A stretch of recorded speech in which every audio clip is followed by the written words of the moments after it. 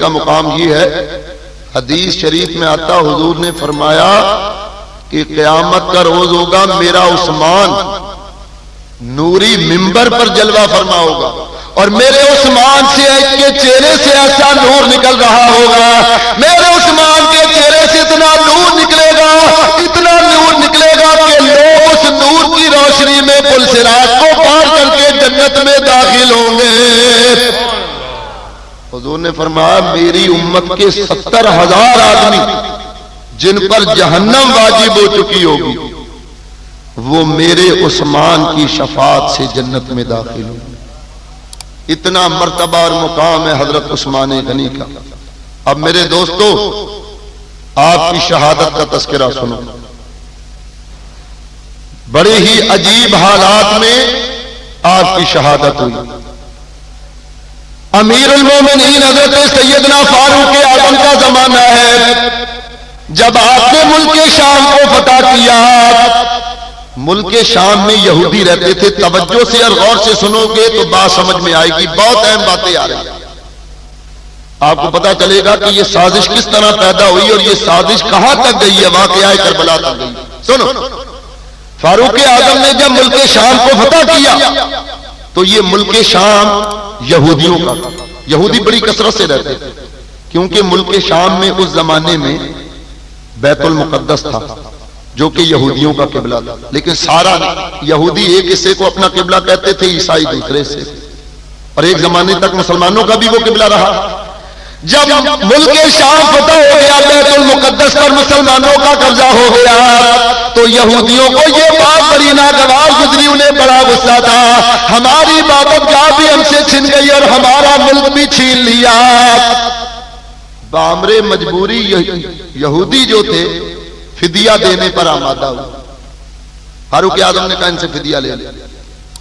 ان یہودیوں نے اندر ہی اندر مسلمانوں کے خلاف سازشیں شروع کر دی۔ امیر المومنین فاروق اعظم کو جب اس کی اطلاع پہنچی تو آپ نے حکم دیا کہ ان سارے یہودیوں کو ملک بدر کر دیا جائے۔ یہودی ملک بدر کر دیے گئے، ان کو ملک سے نکال دیا گیا، ملک خالی ہو گیا۔ یہ جو یہودی تھے جب ملک بدر ہوئے تو یہ بڑے ہی غصے میں آ گئے۔ خود ہی سوچو کہ ایک آدمی کا مکان ہو، اس میں ایک زمانے سے وہ رہتا ہو اور اس کو پھر ہاتھ پکڑ کے اس کے مکان سے نکال دو تو سوچو اس کی نفسیات کا کیا عالم ہو، وہ کتنا شدید غصے میں ہوگا۔ یہودیوں کو بھی جب ان کے ملک سے ملک بدر کر دیا گیا تو یہودیوں کا ایک عالم تھا جس کا نام تھا عبداللہ بن سبا۔ کیا نام تھا؟ عبداللہ بن سبا۔ یہ بہت بڑا عالم تھا یہودیوں کا، لیکن بڑا ہی چالاک اور عیار تھا۔ اس نے جب یہ دیکھا کہ ہم ملک بدر کر دیے گئے تو اس نے سارے یہودیوں کو جمع کیا اور کہا فلاں تاریخ کو فلاں مقام پر جمع ہو جاؤ، ایک بات کرنی ہے۔ سارے یہودی وقت مقررہ پر ایک معینہ مقام پر جمع ہو گیا اور یہ بھی وہاں پہنچ گیا۔ کہنے لگا دیکھو تمہارے ساتھ مسلمانوں نے کیا کیا ہے، تمہارا ملک بھی چھین لیا، تمہاری عبادت گاہ بھی چھین لی گئی، ہم طاقت سے مسلمانوں کا مقابلہ نہیں کر سکتے، وہ بڑے طاقتور، لہذا میں نے ایک منصوبہ بنایا ہے، اگر تم میرے منصوبے کو بات کو مان لو اور منصوبے پر عمل کرو تو قیامت تک مسلمان آپس میں لڑتے رہے۔ لوگوں نے کہا تو نے کیا منصوبہ بنایا؟ عبداللہ بن سبا نے کہا یوں کرو کہ منافقانہ طور پر اسلام قبول کر لو، منافقانہ طور پر اسلام قبول کر لو، اس میں داخل ہو جاؤ اسلام میں، اور وہ نئے مسلمان جو جن کو نبی پاک کی صحبت حاصل نہیں ہوئی، جنہوں نے حضور کی صحبت سے فیضیاب نہیں ہوئے، ان لوگوں کو برگلاؤ بہکاؤ اور ان میں نئے نئے عقیدے پیدا کرو، ان کو گمراہ کرو، ان میں اختلاف پیدا کرو۔ ایک وقت آئے گا کہ جب ان میں اختلاف بڑھے گا تو آپس میں تلواریں چلنے لگیں گی، اور جب تلواریں چلنے لگیں گی تو آپس میں لڑیں گے اور کچھ تو خون کریں گے، آپس میں قتل کریں گے۔ اس نے لوگوں نے کہا تو نے بڑا اچھا مشورہ دیا۔ چنانچہ یہ 6,000 کی تعداد میں یہودی تھے، یہ منافقانہ طور پر مسلمان،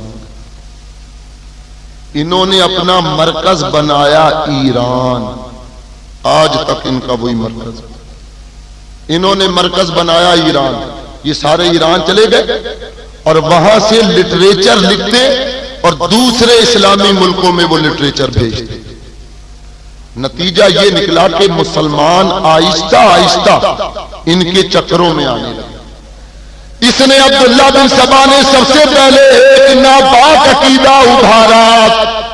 اس نے ایک عقیدہ مسلمانوں میں پیش کیا، وہ یہ تھا کہ ہر نبی کا ایک وصی ہوتا اور نبی پاک علیہ السلام کے وصی حضرت علی المرتضیٰ ہے، تو نبی کے بعد اس کا وصی خلیفہ بنتا ہے.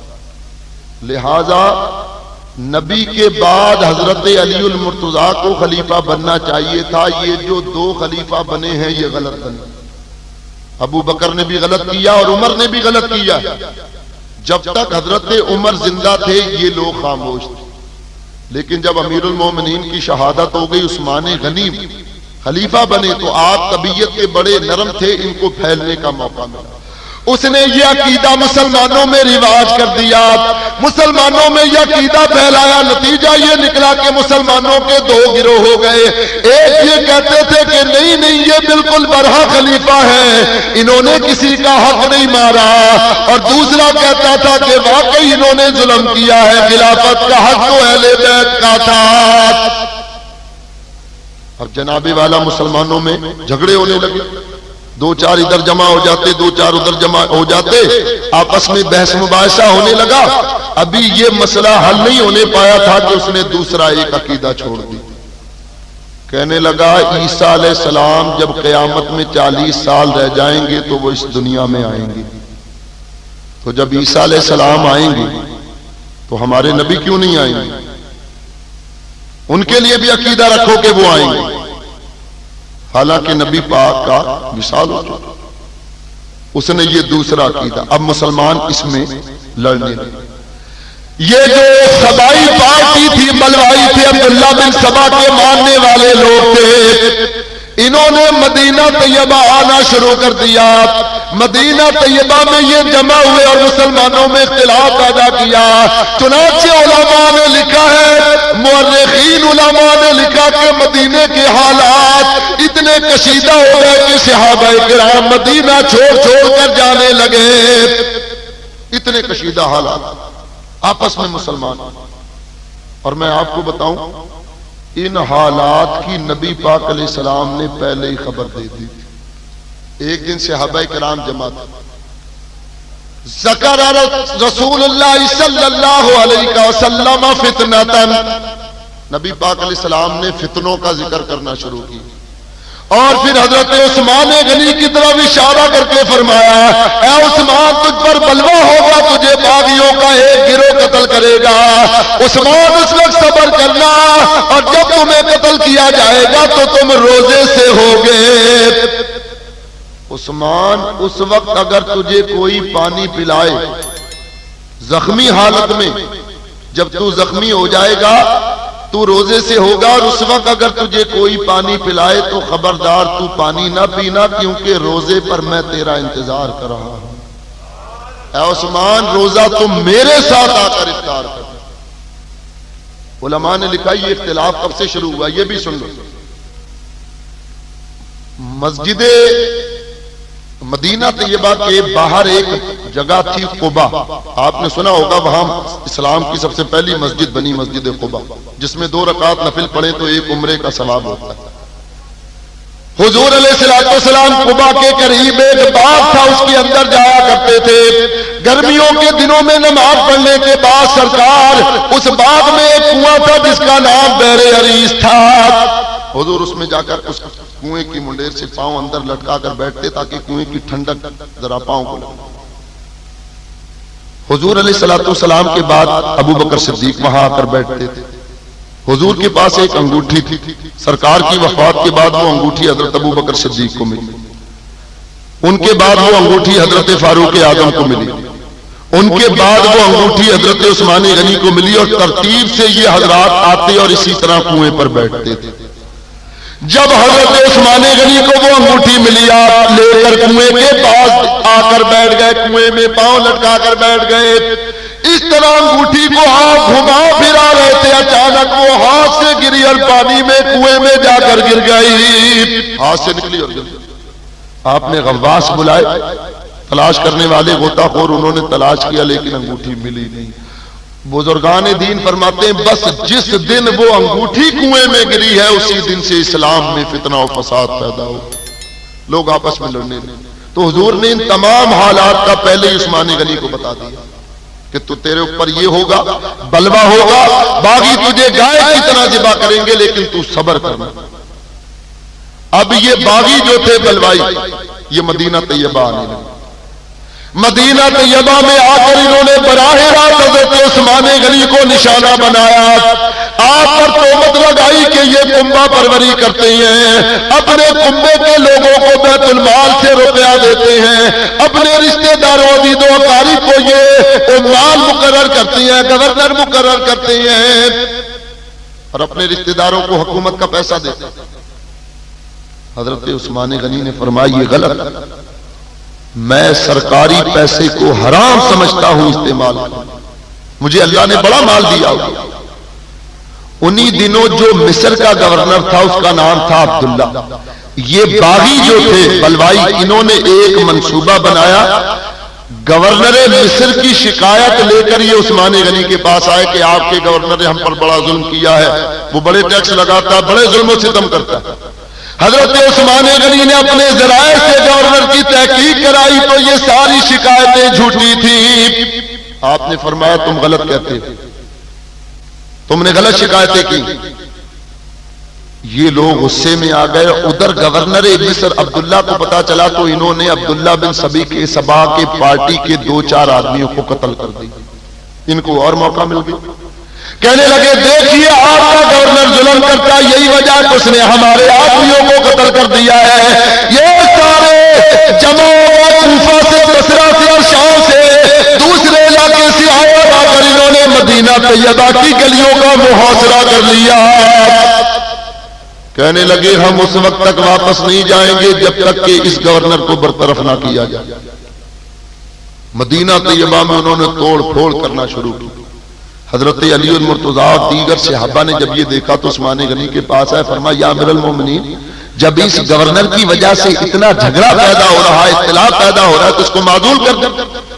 فرمایا علی میں اس کو معزول کرنے کے لیے تیار ہوں، لیکن ان سے پوچھو کہ اس کی جگہ یہ کس کو گورنر پسند کریں گے، کہیں ایسا نہ ہو کہ میں اس گورنر کو ہٹا کر دوسرا مقرر کروں تو یہ اس پر بھی شکایتیں کرنے لگے۔ حضرت علی المرتضیٰ اور دیگر صحابہ ان بلوائیوں کے پاس گیا اور ان سے جا کر کہا کہ امیر المومنین گورنر کو ہٹانے کے لیے تیار ہیں، بتاؤ کس کو گورنر مقرر کرنا چاہتے ہیں۔ سارے بلوائیوں نے کہا کہ ہم محمد بن ابو بکر کو گورنر مقرر کرنا چاہتے ہیں۔ یہ حضرت محمد بن ابو بکر جو تھے یہ حضرت ابو بکر صدیق کے بیٹے تھے۔ کہا ہم یہ چاہتے ہیں کہ محمد بن ابو بکر کو مصر کا گورنر بنایا جائے۔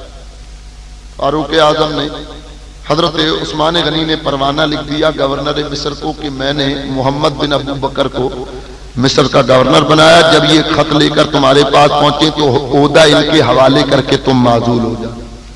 حضرت محمد بن ابی بکر کو جب پتا چلا تو آپ نے اپنے بیوی بچوں کو لیا اور مصر کے لیے روانہ ہوئے، کیونکہ آپ نامزد ہو چکے تھے مصر کے گورنر۔ ادھر یہ جو بلوائی تھی انہوں نے مدینہ طیبہ کے اندر بڑا ہنگامہ کرنا شروع کیا، لوگوں کی املاک کو آگ لگانی شروع کر دی، الانتقام کے نعرے لگانے شروع کر دیے۔ حضرت علی المرتضیٰ نے کہا کہ بعد آ جاؤ، امیر المومنین تمہاری بات ماننے کے لیے تیار ہو گئے۔ محمد بن ابو بکر جب مصر کے لیے روانہ ہوئے تو سنو کیا واقعہ ہوا۔ آپ مصر کے لیے روانہ ہوئے، مصر کے لیے آپ جا رہے تھے، چلے جا رہے ہیں، آپ نے دیکھا اچانک آپ کے برابر سے ایک اونٹنی سوار آدمی بڑی تیزی کے ساتھ اونٹنی کو بھگاتا ہوا دوڑا، اور عام راستہ جو مصر کا تھا وہ راستہ چھوڑ کر دوسرے راستے سے جو جلدی مصر کو جاتا تھا اس راستے پر اونٹنی دوڑاتے ہوئے وہ مصر کے لیے بھاگا۔ محمد بن ابو بکر کو کچھ شک ہوا، آپ نے فرمایا کہ اس آدمی کو بلا کر لا۔ آپ کے ساتھی دوڑتے ہوئے گئے اور اس اونٹنی سوار کو پکڑ کر لائے۔ کہاں جا رہے ہو؟ کہا مصر جا رہا۔ کس کام سے؟ کہا گورنر سے ضروری کام۔ تم کون ہو؟ کہا میں عثمان غنی کا غلام ہوں۔ یہ اونٹنی کس کی ہے؟ کہا امیر المومنین عثمان غنی کی۔ آپ نے ذرا سختی کی، پوچھا سچ سچ بتاؤ کس کام سے جا رہے تم؟ وہ ٹالنے لگا۔ جب آپ نے ذرا اس کو مارا اور سختی کی تو اس کے پاس ایک چمڑے کا مشکیزہ تھا، اس نے اس کی 2 تہہ بنائی ہوئی تھی، اوپر کے حصے میں پانی ڈالا ہوا تھا اور نیچے سے ایک خط جو تھا اس چمڑے کے مشکیزے میں سیا ہوا۔ آپ نے سختی کی تو اس نے وہ مشکیزہ دیا۔ جب وہ مشکیزہ نیچے سے پھاڑا گیا اس کے اندر سے ایک خط برآمد ہوا۔ حضرت محمد بن ابو بکر نے جب وہ خط کھول کر پڑھا اور جو دیکھا تو آپ کی اوسان خطا ہو۔ اس خط کے اندر لکھا ہوا تھا، اے عبداللہ گورنر مصر، میں نے محمد بن ابو بکر کو مصر کا گورنر مقرر کیا ہے، جب یہ مصر میں پہنچے تو ان کو دھوکے سے قتل کر دینا اور خبردار ان کے ہاتھ میں خلافت نہ دینا۔ خبردار مصر کا ان کو گورنر نہ بنانا، بلکہ ان کے بیوی بچوں کو بھی اور ان کو بھی قتل کر دینا۔ محمد بن ابو بکر نے کہا خوب، ادھر تو مجھے مصر کا گورنر بنا کر مصر بھیجتی ہیں عثمان غنی، اور ادھر دوسری طرف میرے قتل کا حکم نامہ بھی جاری کر دیا۔ اب سنو یہ سازش کس نے کی تھی اور کس طرح کی۔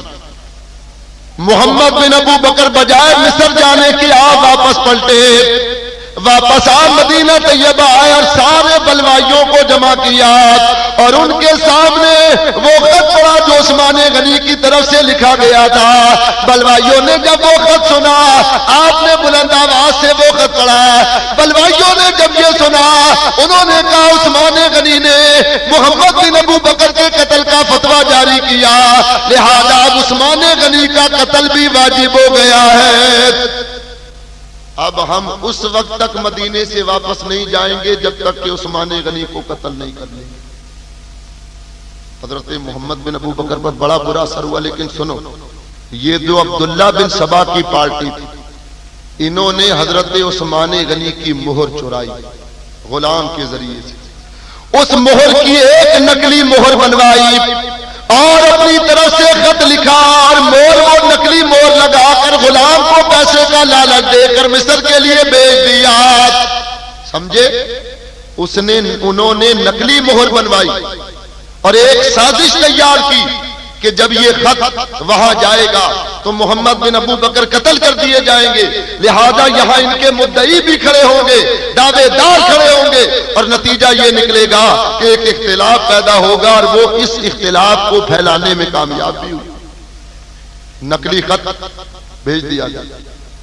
بلوائیوں نے حضرت عثمان غنی کے مکان کا محاصرہ کر لیا، کہنے لگے ہم اس وقت تک واپس نہیں جائیں گے جب تک کہ عثمان کو قتل نہیں کر لیں گے۔ اس نے محمد بن ابو بکر کے قتل کا فتویٰ دیا تھا۔ اب دیکھیے حضرت عثمان غنی کو اس کی خبر نہیں۔ حضرت علی المرتضیٰ اور دیگر صحابہ نے جب یہ دیکھا کہ حالات اتنے کشیدہ ہو گئے تو کہا کہ بلوائیو تم ایک جگہ جمع ہو جاؤ، ہم امیر المومنین کو لے کر آتے۔ امیر المومنین حضرت عثمان بن عفان رضی اللہ تعالیٰ عنہ کو لے کر پہنچے۔ باغیوں سے کہا اے باغیوں یہ امیر المومنین کھڑے۔ حضرت علی المرتضیٰ نے خط نکالا، فرمایا یا امیر المومنین اس غلام کو پہچانتے ہیں؟ کہا ہاں میرا غلام۔ یا امیر المومنین یہ اونٹنی کس کی ہے؟ کہا میری اونٹنی۔ اس خط کو پہچانتے ہیں؟ آپ نے لکھا ہے یا کسی سے لکھوایا؟ حضرت عثمان غنی نے فرمایا کہ یہ خط میں نے نہیں لکھا، مجھے تو معلوم ہی نہیں کہ یہ خط کس نے لکھا، اس کا خط ہے۔ انہوں نے کہا یا امیر المومنین سوچ لیجئے، اس پر مہر تو آپ ہی کی لگی ہوئی۔ فرمایا کہ میں نے یہ خط نہیں لکھا۔ آپ نے قسم کھائی، فرمایا قسم ہے اس ذات کی جس نے محمد مصطفیٰ کو سچا نبی بنا کر بھیجا۔ اے علی تم تو جانتے ہو کہ میں جھوٹ نہیں بولتا، میں نے عمر بھر میں کبھی جھوٹ نہیں بولا۔ یہ خط میں نے نہیں لکھا، یہ بھی تو ہو سکتا ہے کہ کسی نے جعلی مہر بنوا لی۔ حضرت علی المرتضیٰ نے فرمایا یا امیر المومنین میں جانتا ہوں کہ آپ سچ کہہ رہے ہیں، آپ جھوٹ نہیں بولتے۔ حضرت علی نے فیصلہ دیا کہ یہ سازش ہے، کسی نے سازش کی ہے۔ لیکن ادھر بلوائیوں نے جب دیکھا کہ ان کا یہ منصوبہ ناکام ہونے لگا تو انہوں نے شور مچا دیا، کہنے لگے ہم علی کی اس بات کو نہیں مانتے، عثمان غنی جھوٹ بولتی ہے، انہوں نے قتل کا حکم دیا ہے، اور اب ہم تو جب ہی واپس جائیں گے کہ جب عثمان غنی کو قتل کریں گے۔ بلوائیوں نے حضرت عثمان غنی کے مکان کا محاصرہ کر لیا، 2 مہینے آپ کے مکان کا محاصرہ رہا، آپ کا پانی بند کر دیا گیا، پانی جانے کی اجازت نہیں تھی۔ حضرت عثمان غنی کے بعد جب پانی ختم ہوا تو آپ نے حضرت یہ نبی پاک کی زوجہ مقدسہ تھی حضرت ام حبیبہ، یہ حضرت امیر معاویہ کی سگی بہن تھی اور نبی پاک علیہ السلام کی بیوی تھی۔ حضرت عثمان غنی کی ان سے رشتہ داری تھی، آپ نے ام حبیبہ کو حکم بھیجا، میں پیاسا ہوں مجھے پانی دو۔ حضرت ام حبیبہ ایک خچر پر سوار ہو کر پانی کا مشکیزہ لے کر پہنچی، باغیوں نے روک لیا، ہم تجھے نہیں جانے دیں گے۔ تو آپ نے مصلحتاً فرمایا کہ میرے پاس کچھ امانتیں عثمان غنی کی ہیں، وہ دینے جا رہے ہیں۔ انہوں نے کہا تو جھوٹ بولتی، انہوں نے آپ کے خچر کے منہ پہ تماچا مارا، وہ خچر آپ کو لے کر دوڑا، بدکا قریب تھا کہ ام المومنین نیچے گر جاتی، لیکن مدینے کے لوگوں نے دوڑ کر آپ کے خچر کو پکڑ لیا اور گھر پہنچا دیا۔ حضرت عثمان غنی کا پانی بند کر دیا گیا۔ جب آپ کو پیاس لگی شدت سے تو آپ نے حضرت علی المرتضیٰ کو پیغام بھجوایا، اے علی تمہارا بھائی عثمان پیاسا، ہو سکے تو عثمان کے لیے پانی بھیج دو، اے علی ہم پیاسوں کو پانی پہنچاؤ۔ حضرت علی المرتضیٰ نے جب یہ سنا، آپ نے اپنے بیٹے حضرت امام حسن، امام حسین اور حضرت عباس کو 2 مشکیزیں دے کر بھیجا، فرمایا یہ لے جاؤ اور جا کر امیر المومنین کو پانی دے دو۔ جب یہ پانی لے کر چلے تو علماء نے لکھا ہے کہ وہ بلوائی جو تھے انہوں نے راستہ روک لیا۔ امام حسن نے کہا تم ہمارا راستہ نہیں روک سکتے ہو، ہم پانی لے کر جائیں گے اور امیر المومنین کو پانی دیں گے، تم نے ان کا پانی بند کیا ہوا ہے۔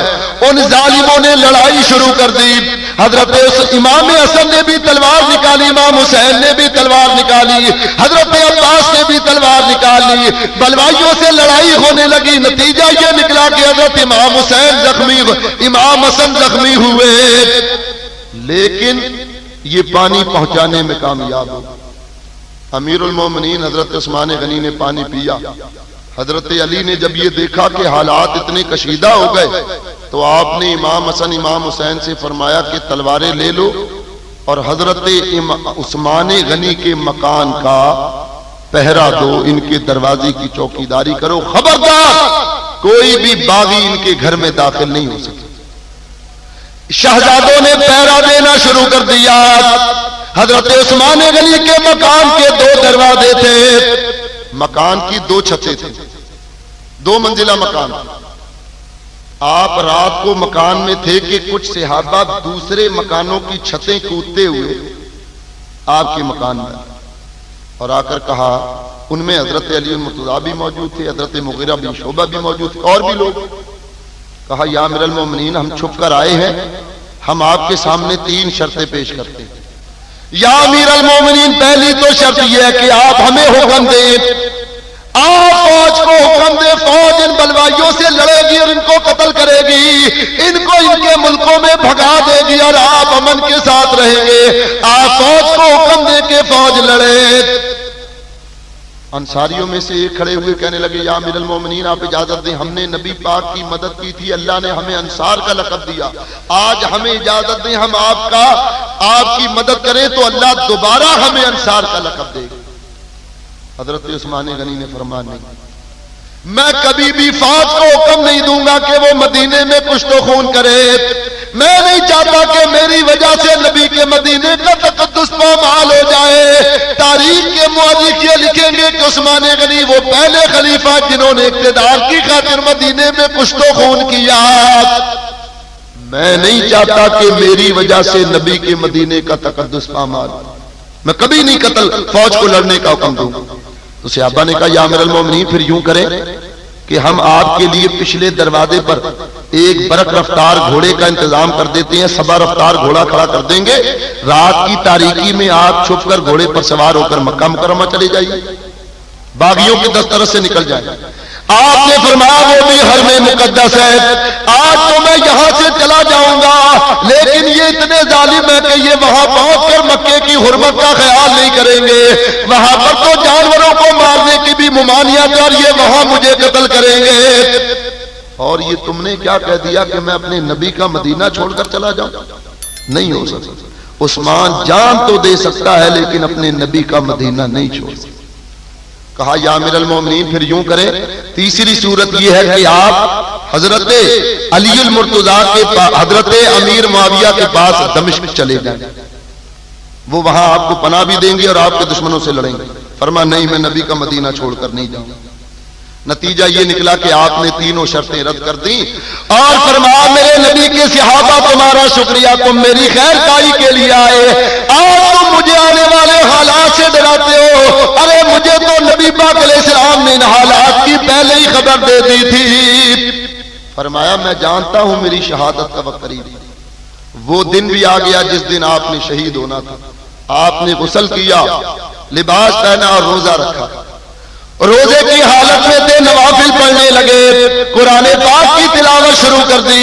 رات کا وقت تھا. آپ کی بیوی حضرت نائلہ یہ اوپر کی منزل پر گئی ہوئی تھی. پیچھے سے 3 آدمی آپ کے مکان میں کودے.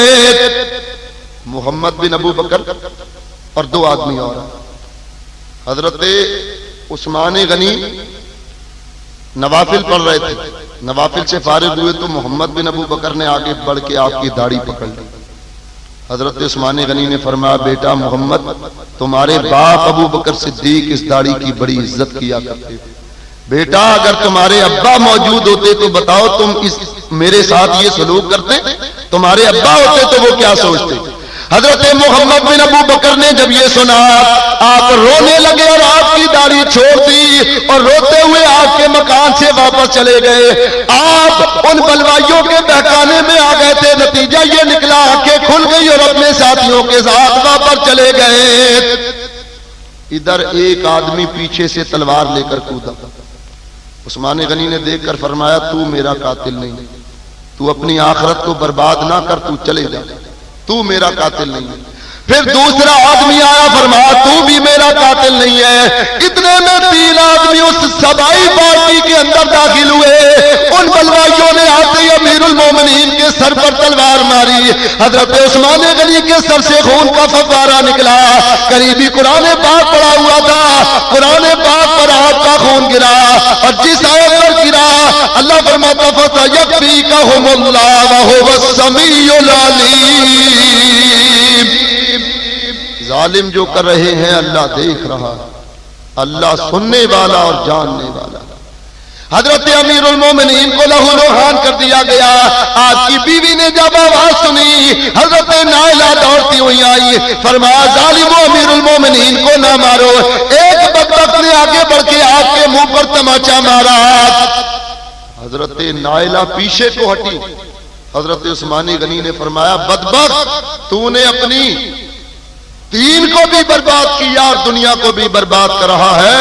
جا اللہ تعالیٰ تیرے ہاتھ کاٹے, تیرے پاؤں کاٹے, تجھے تو اندھا ہو جائے اور اللہ تعالیٰ تجھے جہنم میں جلائے. ایک بزرگ کہتے ہیں میں عثمان غنی کی شہادت کے بعد ملک شام کے بازار سے جا رہا تھا. ایک مکان سے چیخنے کی آواز آئی. مکان میں داخل ہوا تو دیکھا ایک آدمی تھا جس کے ہاتھ بھی کٹے ہوئے تھے, پاؤں بھی کٹے ہوئے تھے اور آنکھوں سے اندھا تھا. میں نے پوچھا کیا بات ہے, تو کیوں چلا رہا ہے؟ اس نے کہا میں وہ آدمی ہوں جس نے عثمان غنی کی بیوی حضرت نائلہ کو تماچا مارا تھا اور امیر المومنین نے بددعا کی تھی اللہ تعالیٰ تیرے ہاتھ کاٹے, تیرے پاؤں کاٹے اور تیرا تو اندھا ہو جائے, اللہ تعالیٰ تجھے جہنم میں جلائے. میرے ہاتھ بھی کٹ چکے, پاؤں بھی کٹ چکے, اندھا بھی ہو گیا, ایک سزا رہ گئی جہنم میں جلنے والی. لکھا ہے کہ ان بے دینوں نے آپ کے سر پر پے در پے وار کیے. آپ کی بیوی حضرت نائلہ بچانے کے لیے آئی. جو یوں ظالم نے سینے پر وار کیا آپ نے اپنا ہاتھ آگے کیا. علماء نے لکھا ہے آپ کی بیوی کی ہاتھ کی انگلیاں کٹ گئیں. امیر المومنین حضرت عثمان غنی شہید کر دیے گئے. آپ زمین پر گرے, تڑپنے لگے اور حضرت نائلہ دارو قطار ہو رہی تھی. آپ نے کھڑکی سے آواز دی لوگوں امیر المومنین کو قتل کر دیا گیا، اس آدمی کو قتل کر دیا گیا جس کو رسول اللہ بڑا محبوب رکھا کرتے تھے، رسول اللہ کی آل کو قتل کر دیا گیا۔ آپ رونے لگی، لوگوں کو پتا چلا، حضرت علی المرتضیٰ کو پتا چلا، روتے ہوئے آئے، حضرت عثمان غنی کے جنازے کو دیکھا، فرمایا آج حیا دنیا سے اٹھ گئی۔ 3 دن تک آپ کا جنازہ پڑا رہا، ظالموں نے آپ کو دفن کرنے کی اجازت نہیں دی، غسل کرنے کی اجازت نہیں دی، کفن پہنانے کی اجازت نہیں دی۔ علماء نے لکھا ہے کہ بامر مجبوری آپ کو مکان میں غسل دیا گیا، وہیں کفن پہنایا گیا، اور جب آپ کی نماز جنازہ پڑھنے کے لیے لے جانے لگے، ان ظالموں نے آپ کے جنازے پر پتھر برسائے اور آپ کو جنت البقیع میں دفن ہونے کی اجازت نہیں دی۔ جو لوگ بقیع شریف گئے وہ جانتے ہیں کہ عثمان غنی کی قبر انور جنت البقیع میں نہیں، بالکل آخری کونے پر، ظالموں نے دفن نہیں ہونے دیا۔ اور دفن سے پہلے، شہادت سے پہلے بتاؤں، حضرت عثمان غنی کو پیاس لگی ہوئی، بس چند منٹ رہ گئے تھے آپ کی شہادت میں، عبداللہ بن سلام حضور کے صحابی آئے، فرمایا یا امیر المومنین اگر آپ کہیں تو کہیں سے چھپ کر پانی لاؤں؟ فرمایا وہ کس لیے؟ حضور پینے کے لیے، یوں لگتا کہ پیاس لگی ہوئی ہے۔ فرمایا عبداللہ بن سلام وہ دیکھو سامنے دیوار پر مشکیزہ ٹنگا ہوا ہے، فرمایا یا امیر المومنین یہ مشکیزہ کہاں سے آیا؟ آپ نے فرمایا ابھی نبی پاک علیہ السلام تھوڑی دیر پہلے اس دروازے سے تشریف لائے تھے اور یہ مشکیزہ مجھے دے کر گئے ہیں۔ فرمایا عثمان خبردار پانی نہ پینا، ہماری بات یاد رکھنا، روزہ ہمارے ساتھ افطار کر۔ امیر المومنین کو شہید کر دیا گیا۔ آپ کی شہادت سے اسلام میں ایک ایسا خلا پیدا ہوا جو قیامت تک پر نہیں ہو سکتا۔ اپنی شہادت سے پہلے آپ نے فرمایا تھا او بلوائیو تم آج مجھے قتل کرتے ہو، یاد رکھو میرے قتل کے بعد کبھی بھی مسلمان ایک پلیٹ فارم پر جمع ہو کر کافروں سے نہیں لڑ سکیں گے۔ نتیجہ دیکھ لو، آج تک مسلمان کبھی بھی ایک پلیٹ فارم پر جمع نہیں ہوئے۔ یہ بددعا تھی حضرت امیر المومنین عثمان غنی کی۔ بڑی مظلومیت کے ساتھ آپ کو شہید کر دیا گیا، آپ کا جنازہ نہیں پڑھنے دیا گیا۔ رات کی تاریکی میں صحابہ نے جنازہ اٹھایا، بقیع شریف کی طرف لے کر جانے لگے تو پیچھے سے پاؤں کی آہٹ کی آواز آئی، یہ سمجھے شاد باغی آ گئے، بلوائی آ گئے، یہ چارپائی رکھ کر جانے لگے، ایسی آواز آئی دوڑو نہیں، ہم نسل انسانی میں سے نہیں ہیں، ہم تو اللہ تعالیٰ کے فرشتے ہیں جو عثمان غنی کی نماز جنازہ پڑھنے کو آئے ہیں۔ اللہ اکبر، یا رسول اللہ، یا تو حضرت عثمان غنی رضی اللہ تعالیٰ عنہ کو شہید کر دیا گیا۔ حضرت علی نے فرمایا ظالموں ان کی شہادت کے بعد بھی تمہارا ناپاک مقصد اور مدعا پورا نہیں ہوا، تم نے ان کو قتل کر دیا، تم نے ایک سچے آدمی کو قتل کر دیا۔ علماء نے لکھا ہے کہ پھر وہ بلوائی انہوں نے جو سازشیں کی، اسی کی سازش کے نتیجے میں حضرت علی المرتضیٰ شہید ہوئے، اسی سازش کے نتیجے میں حضرت امام حسن شہید ہوئے، اور یہی سازش آخر میں واقعہ کربلا کا ظہور بنی، نتیجہ بنی۔ یہی وہ لوگ تھے جنہوں نے عثمان غنی کو قتل کیا، یہی وہ لوگ تھے جنہوں نے امیر المومنین حضرت علی کو قتل کیا، حضرت امام حسن کو قتل کیا، اور بعد میں یہی وہ لوگ تھے جنہوں نے امام کو کوفے بلوایا، اور کوفے بلوا کر بے وفائی کرتے ہوئے میدان کربلا میں بھوکا اور پیاسا نبی کے نواسے کو شہید کیا۔ تو یہ تاریخ اگر آپ پڑھیں اور غور کریں تو آپ کو پتا چلے گا کہ یہ کون لوگ تھے جنہوں نے یہ سلسلہ کیا۔ امیر المومنین حضرت عثمان غنی رضی اللہ تعالیٰ عنہ کا مقام، حضور علیہ الصلوۃ والسلام فرماتے ہیں کل نبی رفیق وعلی رفیقی فی الجنت عثمان۔ نبی پاک علیہ السلام نے فرمایا ہر نبی کا ایک رفیق ہوتا ہے اور جنت میں میرا رفیق عثمان غنی ہوگا۔ حضور فرماتے ہیں کہ عثمان میرا رفیق ہوگا۔ علماء نے لکھا کہ جب آپ نے جیش اسرت کے موقع پر لشکر اسلام کی مدد کی تھی، صدیق اکبر کے دور میں جو آپ نے غلہ مسلمانوں کے لیے وقف کیا تھا، حضرت عباس فرماتے ہیں اس سخاوت کے بعد میں نے خواب میں نبی پاک کو دیکھا، میں نے دیکھا حضور ایک گھوڑے پر سوار ہے اور ہاتھ میں نبی پاک علیہ السلام کے ایک نوری چھڑی ہے. میں نے عرض کی یا رسول اللہ میرے ماں باپ پر قربان ہو جائے, بڑی دنوں کے بعد آپ کی زیارت کی. حضور نے فرمایا عباس جو بات کرنی ہے جلدی کرو, اللہ تعالیٰ نے جنت میں عثمان غنی کی شادی کا انتظام کیا ہے اور میں اس شادی میں شریک ہونے کو جا رہا ہوں. علماء نے لکھا ہے کہ حضرت عثمان غنی کی شادی اللہ تبارک و تعالیٰ نے جنت میں کی. حضرت عباس کہتے تھے یا رسول اللہ ہم نے آپ کا دیدار نہیں کیا, دل بھی پیاسا نظر بھی ہے پیاسی, اس کا در کیوں ہے جانے کی جلدی, ٹھہرو ٹھہرو ذرا یا محمد, ٹھہرو ٹھہرو ذرا یا محمد, ہم نے جی بھر کے دیکھا نہیں ہے, ٹھہرو ٹھہرو ذرا یا محمد, ہم نے جی بھر کے دیکھا نہیں ہے. اللہ اکبر, نعرہ رسالہ یا رسول اللہ, نعرہ حیدر. یا تو حضرت عثمان غنی رضی اللہ تعالیٰ عنہ کے بے شمار فضائل قرآن و حدیث میں موجود ہیں. حضور حضرت عثمان سے بڑی محبت کیا کرتے تھے. سرکار کوئی بھی کام حضرت عثمان غنی کے بغیر نہیں کرتے تھے. حضور نے عثمان غنی رضی اللہ تعالیٰ عنہ کے بارے میں فرمایا, دیکھو حضرت فاطمہ کے نکاح کے موقع پر حضرت عثمان غنی نے اپنی زرہ بیچ کر پیسے دیے. حضور نے فرمایا تھا یا اللہ تو سارے نبیوں سے حساب لے لینا, مجھ سے حساب لے لینا, صدیق اکبر فاروق اعظم علی المرتضیٰ سے حساب لے لینا, لیکن یا اللہ قیامت کے روز میرے عثمان سے حساب نہ لینا. تو حضرت عثمان غنی کے فضائل میں نے حضرات کے سامنے بیان کیے ہیں.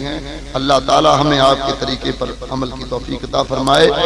کل انشاءاللہ العزیز امیر المومنین حضرت علی کرم اللہ تعالی وجہ الکریم کے فضائل, آپ کا علم اور آپ کی شہادت کا تذکرہ ہوگا. بیٹھیے بھائی.